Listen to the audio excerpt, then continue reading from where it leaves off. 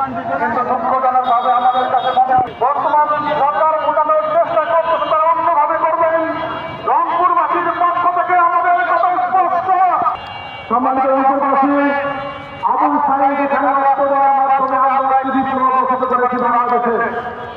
বাংলাদেশকে আবার নতুন করে স্বাধীন করার জন্য বাংলাদেশের মাটি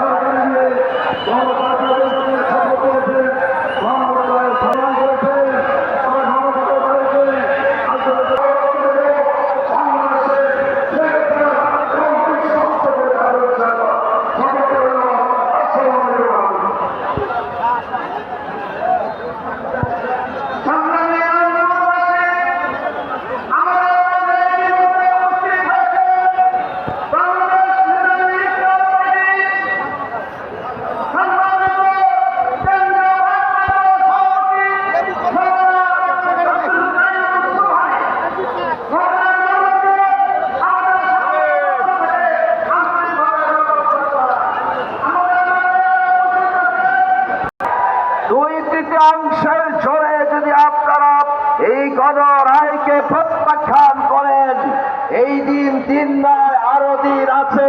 এই দিন নিয়ে যাবে ওই দিনের কাছে।